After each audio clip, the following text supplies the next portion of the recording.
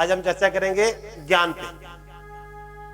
हर इंसान चाहता है मैं ज्ञानी बनूं, मुझे ज्ञान चाहिए। और हमारे शास्त्र भी कहते हैं कि जो ज्ञानी है वह सबसे अमीर है, सबसे बड़ा है। लेकिन ज्ञानी है कौन? कौन है जी ज्ञानी? आप ज्ञानी हो? आप में से कोई ज्ञानी है? मैं अभी आपको प्रूफ करूंगा कि आप बहुत बड़े ज्ञानी हो।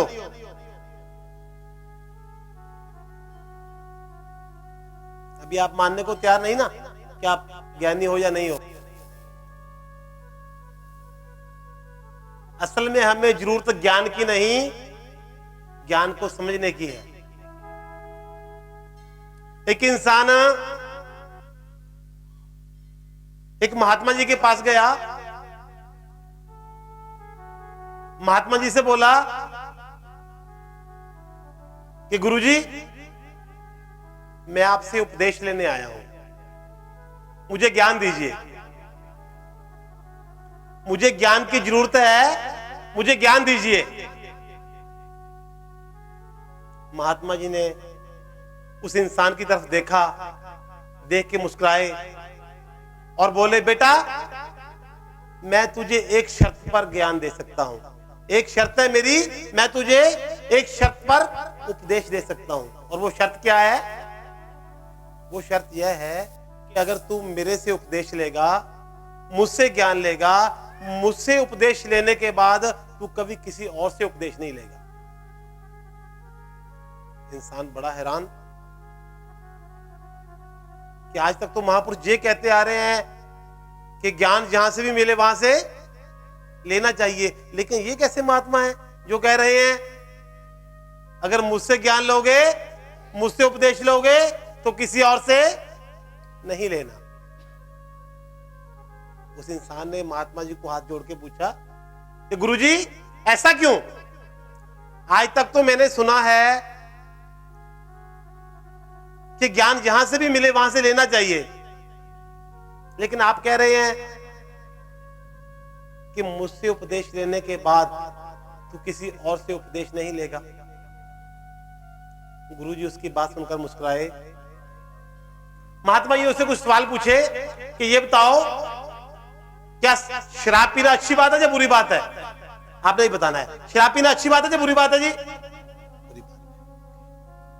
समय का सदुपयोग करना अच्छी बात है या बुरी बात है? और समय का दुरुपयोग करना बुरी बात है। कोई भी नशा करना बुरी बात है। भगवान का सिमरन करना अच्छी बात है। किसी पर दया करना अच्छी बात है। पैसे का दुरुपयोग करना बुरी बात है। पैसे का सदुपयोग करना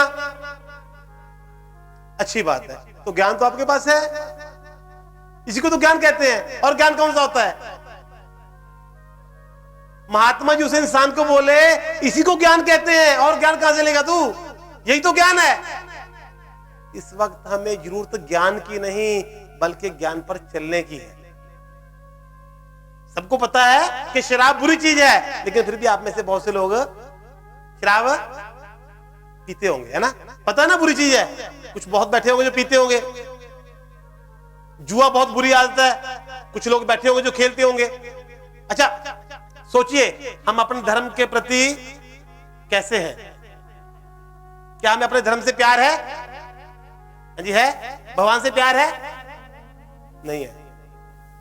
सुबह अगर सरकार मोदी जी का ऐलान कर दे, घोषणा कर दे कि कल से अगर किसी ने किसी भी दरबार में कुछ दान दिया तो ये गुनाह हो जाएगा, उसको जेल में डाल दिया जाएगा।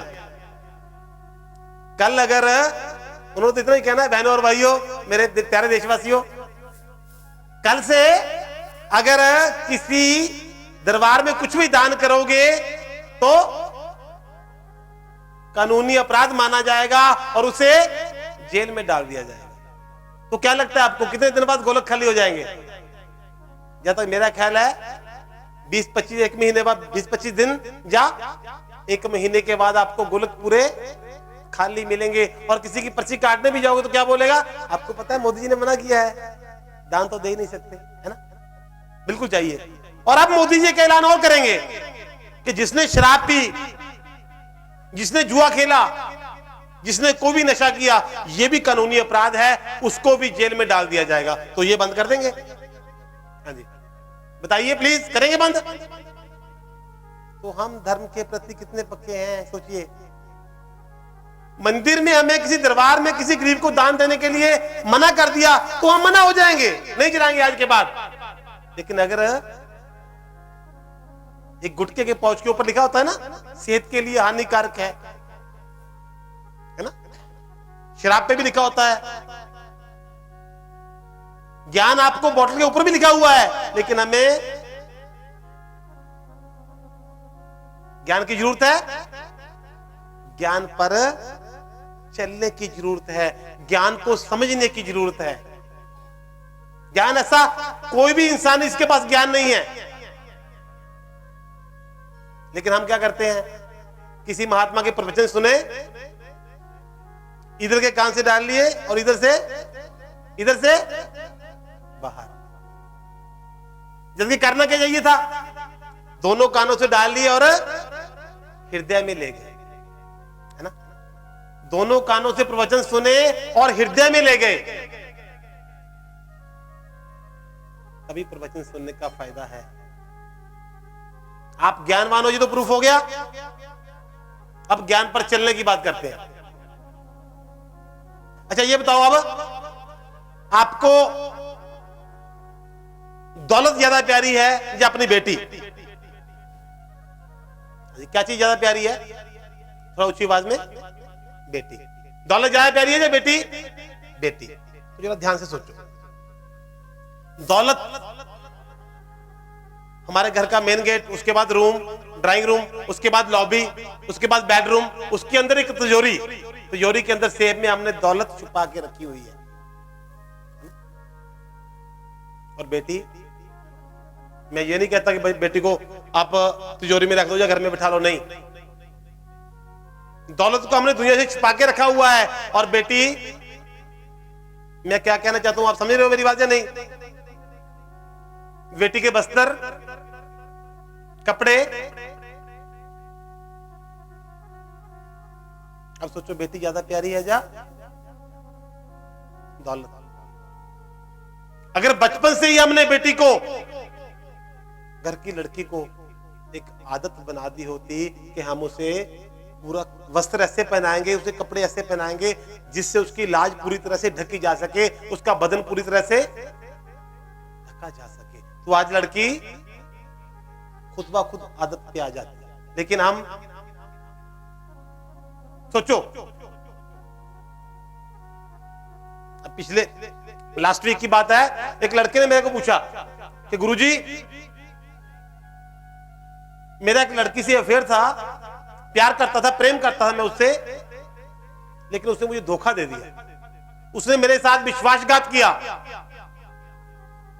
आपने भी सुनी होगी ऐसी बातें बहुत। लड़के कहते हैं कि मेरे साथ उस लड़की ने विश्वासघात किया, या लड़कियां कहती हैं मुझे साथ उस लड़के ने विश्वासघात किया। तो मैंने उस लड़के से पूछा कि बेटा, तेरे को उस लड़की से प्रेम कहां पे हुआ था? कहता गुरुजी, कॉलेज में हमारे साथ पढ़ती थी। फिर उससे बातें कैसे करते थे? गुरुजी, इंटरनेट पे चैटिंग करते थे रात भर। मैंने कहा बेटा, विश्वासघात तो फिर होना ही था, ये तो विश्वासघात की सबसे पहले निशानी है। कहता गुरुजी कैसे? बेटा बात सुन मेरी, तेरे को माता पिता ने स्कूल भेजा था, कॉलेज भेजा था, पढ़ने के लिए या लड़कियों से प्रेम करने के लिए? कहता जी पढ़ने के लिए। इंटरनेट दिलाया था पढ़ाई के लिए या लड़कियों की चैटिंग के लिए?